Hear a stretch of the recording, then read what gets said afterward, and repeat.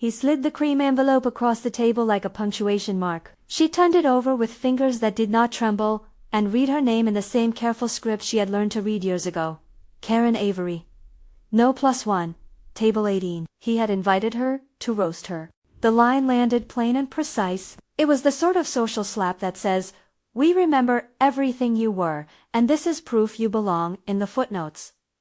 The ink didn't need to sneer. The absence of a +1 did that work for him. The table number did the rest.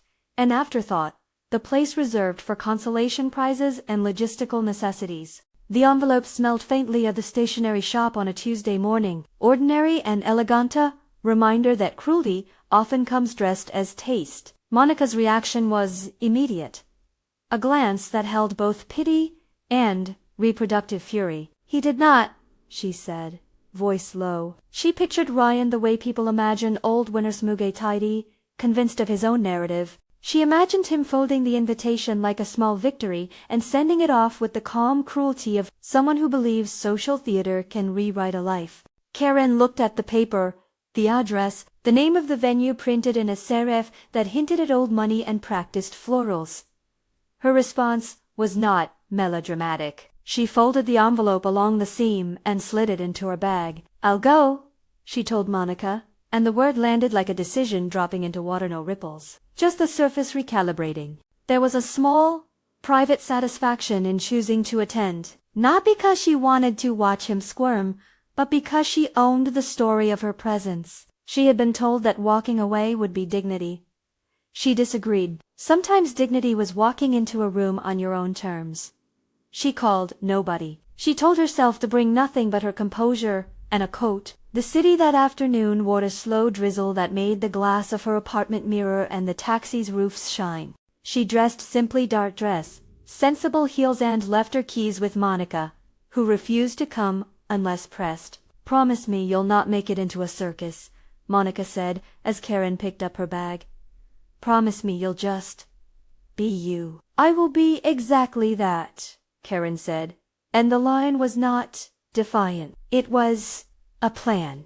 The venue unfolded like a photograph of upper-tier weddings, a long hall softened by white orchids, crystal that caught the light and made little maps of glitter on nearby linen. Guests moved with the practiced ease of rehearsed, socializing congratulations delivered like currency, laughter measured to the proper pitch. Table cards shivered like leaves across a polished long table. Table 18, as promised, hugged the service entrance. It was near where staff flowed in and out, near the small door that smelled of lemon cleaner and carried the low, practical sounds of shipments and last-minute adjustments. It was, in other words, exactly the kind of place one would seat someone whose presence was permitted but not to be celebrated. Karen took the chair with the same casual assurance she used for other small invasions into a life that had once been shared. She set her clutch on her lap and let her eyes take in the room. Natalie in a gown that had the soft glow of inherited silk, Ryan with his tie cut to all the correct angles, receiving bows like trophies. In-laws, who knew precisely which way to stand to be photographed well. Ryan's smile had the practiced generosity of someone who believed himself the author of happy endings. He surveyed the room as if it were his conquest, not loud, never loud. His power existed in the stillness after he passed, the way he occupied space and left others slightly rearranged. He did not glance at Karen, as a man would glance at an old friend. He glanced like a judge reading an old file. Somewhere in his pocket was the memory of their marriage, like a folded paper kept, referred to, then displayed when needed. People noticed Karen, as people notice anything that does not fit the picture. Not because she was gaunter or more radiant, she simply wore an odd piece one cannot fake. The room tried to place her ex-wife perhaps, or a family friend. Murmurs leaned toward the former, then pulled back. Monica had warned guests beforehand. She did not. In fact, Karen had not asked. Instead, the guests did what guests do best. They rearranged a narrative to suit the present moment. The first hour passed in the country quiet of toasts that tasted like rehearsal. Platitudes about growth and new chapters and shared joys. Ryan, toast after toast, each calibrated to suggest he had remained steady while the world adjusted. He told stories of youth in an even voice, anecdotes that landed like confirming stamps. Teacups and plates tracked the rhythm of his story. Everyone polite, everyone consenting to the spectacle. Karen listened. She smiled when it was proper, and laughed at the places where anyone would. Her attention was a narrow thread, observant, not reactive. She watched the subtle currency of social life. Who leaned in when he spoke? Who kept a discreet distance? Those who had once leaned on her for entree into the room now leaned on the new story he was selling. That could have stung. Instead, it made visible what she had already decided. This was a test of how narrative compounds until it becomes truth by enough repetition. She would not help him tell it. Phones went up at some point, not in the scandal of the century way, but in a slow, almost reverent documentation. A cousin posted a photo of the cake. An aunt finger smiled at a shared filter. These were ordinary acts. Breadcrumbs of life on. Karen watched the room's attention fold and refold upon itself. Around the midpoint of the reception, the air changed in a manner that the room could not have described, but everyone felt. It was akin to the moment a crowd recognizes someone they thought they had missed. The lighting did not shift. The music did not falter. Instead, a current threaded through conversations, an unspoken fact was landing, recalibrating expectations like a delicate machine. He entered quietly. That is the thing about power when it moves with taste. It does not demand headlines. Elliot Vaughn walked in as if to a table he might have sat at before. His stride was unremarkable, his coat neat, his expression unconcerned. The wedding planner's step lost a fraction of its a server's hand tightened around a tray. People who had been halfway to intimacy with another story paused, phones ready in pockets. The kind of people who saw the world as a set of places to be recognized found, in Elliot's presence, a reminder of how recognition rearranges appetite. Karen knew him by the hush that followed. News of his company's recent acquisition had circulated some weeks ago, but it had been the sort of headline that folded into financial pages and dinner conversations alike. They're then gone. 6 weeks had passed since that acquisition, and people were still rehearsing what that meant. For some, it meant opportunity. For others, an adjustment in posture. He moved to a table and sat beside Karen, as if it were the most ordinary thing in the world to keep company with someone whose name was on a cream envelope. He did not make an announcement. He did not produce a press agent. He did not offer an over-polished compliment. Instead, he removed his coat and took his seat with ease that bordered on disrespectful to the theater Ryan had worked so hard to maintain.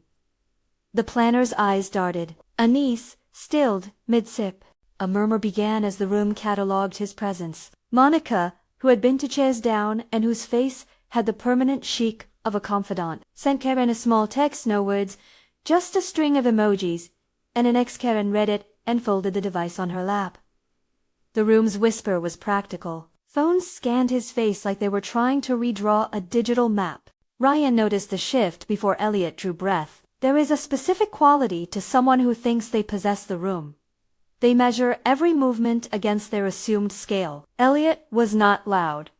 He did not need to be. The recalibration of attention was its own trumpet. Ryan's smile thinned incrementally, as if someone were sucking the air out of a room. He approached because he believed approach was the proper way to administer dominance, and that approach brought the kind of practiced geniality that has been rehearsed in mirrors. Their exchange was short, precise, a chessboard of civility. Ryan offered a handshake that landed like a timed gesture. Elliot took it, his grip steady, an almost unremarkable firmness that suggested competence more than force. "Congratulations," Elliot said. No annotation, no flourish, just an economy of words. Ryan's verbal arsenal was a ready smile. A compliment to well-scripted, to be natural. "Well, look at you," he said. "I didn't expect to see you tonight." The old man with a surprise asked containment. "How are you, Karen?" A question meant to thin the answer into a place of smallness. "I am well," she answered. The words were not a rebuke. They were not performative. They were a calibration. She added, almost in passing, "I'm glad for you both." The sentence landed like a measured closing of a book, polite, People watched for fireworks, and found instead a mirror. What the room perceived as an intended public roast began to show its 2 flaws. First, The assumption that humiliation would appear exactly as bent paper. Second, the assumption that a past relationship could be weaponized without regard for the present contours of power. Quiet power does not look like fireworks. It looks like a man who can arrive at a wedding and be treated differently without explanation. Elliot did not speak loudly about the acquisition. His presence said enough. Planners cleared a small way for him. Servers moved with softened immediacy, and a few contacts in the periphery angled in manners that were not subtle. People adjusted their posture as if new currency had been displayed. It was a social accounting, no numbers, no showy proclamations, just the way people orbit the recognized. The toasts followed, and Ryan took his moment. He chose a speech about fresh starts, about learning and moving forward with humility and intention. The guests applauded. It was the correct posture. The room rewarded him for it. Yet, as he talked, Karen watched the cadence of his language and found holes that had always been their phrases that fitted like borrowed gloves. It was not malice she saw so much as the smallness of someone who had never needed to look inward. When he finished, there was a lull where everyone glanced to the dance floor, ready for the expected choreography. Music swelled. People rose. Cameras lifted. The first dance is always a test of something: coordination, narrative, camera angles. Natalie and Ryan moved with an ease that suggested their rehearsals were many and precise. Their faces were arranged for the lens. Smiles calibrated for every wedding album. Around them, applause and the soft clapping of those who had come to witness a script unfold. Karen stood when it felt proper. She let them occupy their moment. She did not stand to be seen. She stood because her own body does not take part in shows it has not chosen. A guest near her leaned over and said something small, as if offering a token of sympathy or curiosity. Karen listened and nodded. The room thought it knew her reaction, and if it did not, it was only because she chose to be a landscape that was not icily red. After a few measures, she rose and walked toward Natalie. People held their breath in an odd way, ready for repartee or rupture. Karen's steps were quiet, the dress whispering against the hall's polished floor. She stopped beside the bride and offered a compliment with no barbs attached. "You look very happy," she said. Her voice was plain, steady. "I wish you everything right." Natalie's face, in that moment, showed a flicker of something complicated. Relief, perhaps? Appreciation, maybe? A dawning respect for the kind of grace that shows up without agenda. The bride took Karen's hand, squeezed it, and said something about starting a new chapter with warmth. The words were honest, and for one tiny moment the room seemed to consider that they had been wrong about how these scenes must go. On the way back to her seat, Ryan intercepted her with the practiced smile. He offered what he had rehearsed, a small, pointed comment about destiny and lessons learned. It was meant to be a final, public thumb on a past wound. Karen listened. She could have answered with sarcasm, or with a barbed retort that would have released a crowd-dependent kind of joy. She did neither. "I hope you found what you were looking for," she said simply. It was not a trap and not a triumph. It was a mirror held up. The room paused, as if to allow what she said to be seen for what it was, not a taunt, but an observation. It gave everything back to him in a quiet way. His smile twitched. He opened his mouth as if to answer, then closed it. There is no greater discomfort than when someone responds to a challenge with an honesty you cannot volley against. The rest of the evening tipped toward a new gravity. Conversations shortened. The room's tempo slowed as people recalibrated their social maps. Servers moved as if under the gentle nudge of a new order. The photographer lingered near those who seemed newly relevant. People scanned their contact lists like shoppers reconsidering a purchase. In this new configuration, Ryan was allowed less margin than he had intended. Elliot's presence had not shouted him down. It had simply shifted the temperature. Elliot did not linger in speeches or make displays. He occupied the evening with a naturalness that was its own argument. He listened when he was spoken to, smiled politely, and allowed Karen the space beside him. When a cousin of the bride introduced himself with the kind of small talk that tries to draw blood, Elliot answered with a few lines about the city, about falling in love with small details, about how good hospitality reveals character. His answers were not a showing off but a tilting of attention to ordinary things. In crowds like this, the ordinary is the most persuasive currency. At one point, as the band softened the melody into something slower, someone invited Karen to dance. She declined, smiling, and Elliot stood and offered his hand. He did not guide her with ceremony. He did not make the movement a spectacle. He took her hand as if it were the most natural gesture between two people who had chosen one another. They moved through a gentle rhythmino theatrics. Just present, the room began to look at them the way a child stares at a painting. Not for plot, but for the texture. The evening wound on like that.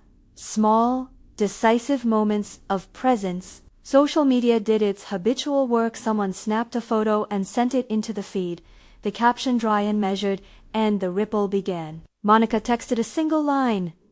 "It's quiet," in a good way.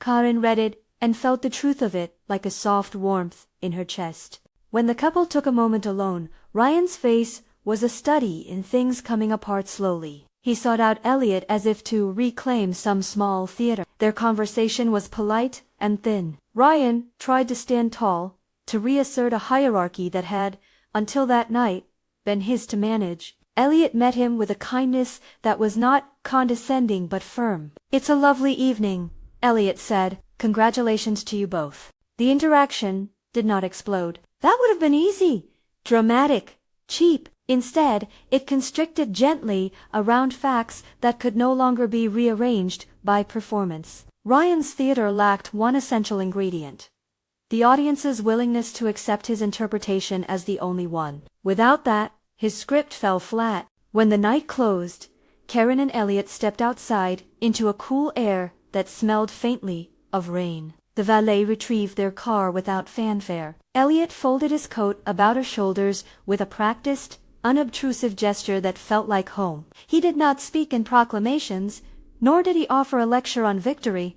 He simply said, "Shall we?" They rode in the small quiet of a long sedan, the city lights sliding past like an array of small, indifferent witnesses. Karen turned her face toward him for a moment, and the conversation was the kind of small talk that reveals character rather than headlines.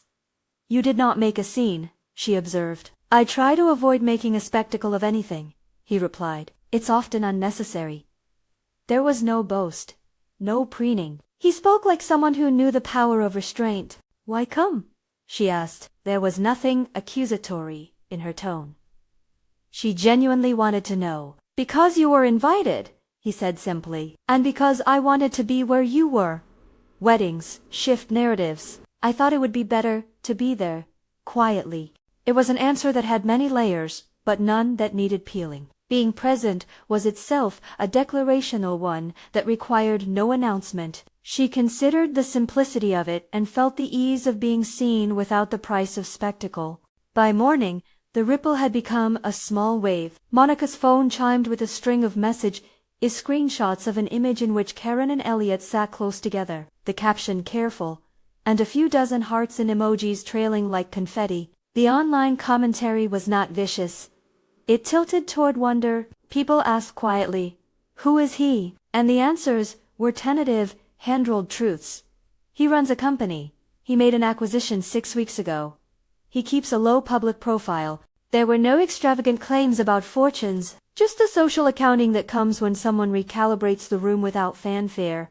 Natalie sent a message late that night. It arrived with the kind of humbling politeness that is its own kind of aftercare. "Thank you for being so gracious tonight," she wrote. "I realized afterward that I may have been unfair in how I looked at you.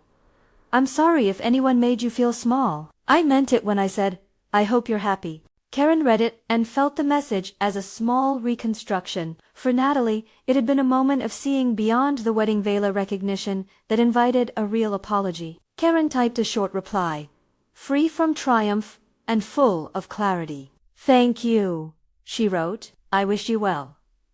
There was, in the aftermath, a small, humane exchange between women that neither needed to be a headline nor a weapon. It was simply someone saying something true and someone else accepting it. That is the kind of victory that accumulates slowly. Its currency is the dignity of mutual recognition. In the days that followed the event, there were a handful of follow-ups.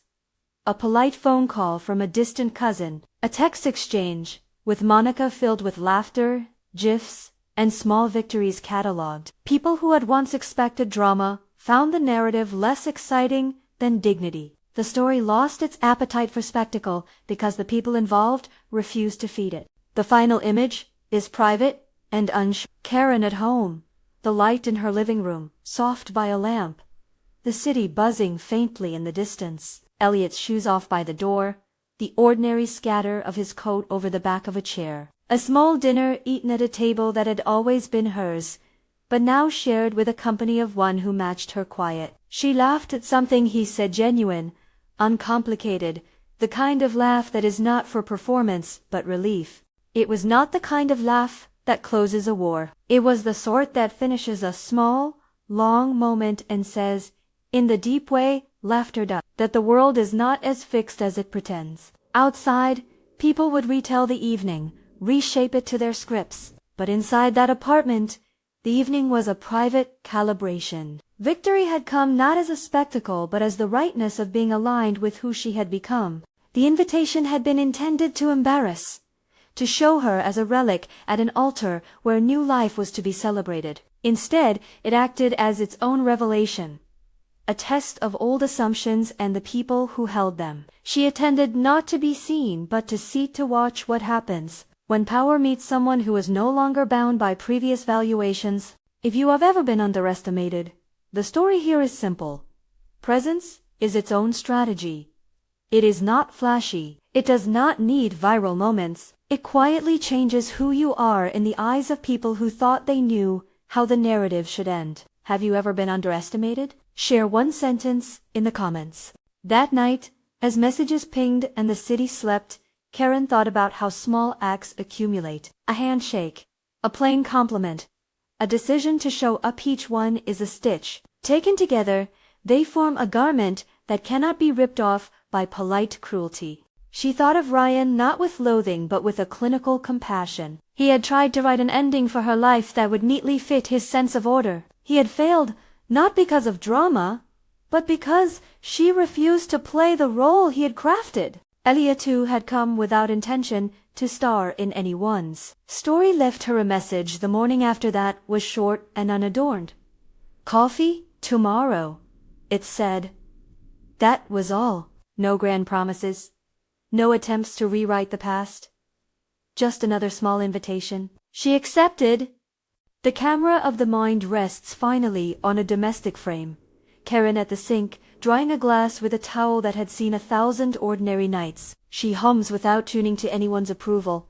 And when laughter comes again, this time in conversation rather than the private echo, it's clean and unburdened. The public spectacle that had been intended to shame her dissolved into a string of ordinary moments that proved more persuasive than any clapback. In social worlds, people often try to humiliate by constructing a narrative and forcing you into it. But presence, dignity, and the unremarked power of choosing your responses can rearrange that narrative in ways the original author never expected. He invited his ex-wife to roast her unaware she had married someone who would simply sit beside her and be quietly more decisive. Life, in the end, is full of small reckonings. The ones that matter are rarely loud. They arrive as a hand taken without spectacle, as a compliment given with no edge, as a decision to show up because you have decided you have the right to. For Karen, the evening was a small revolution, not a public unmaking of a man, but a private realignment of her own life. She closed the window that night and laughed again, not at a victory constructed for social media, but at the simple incongruity of a man who tried to set the stage and discovered he had lost the script. If this story spoke to you, if you remember a time someone tried to write your ending, tell us in the comments, one sentence. And if you want more stories of quiet victories and steady comebacks, like and subscribe. Share an ordinary moment of reclaiming that made you feel unexpectedly whole.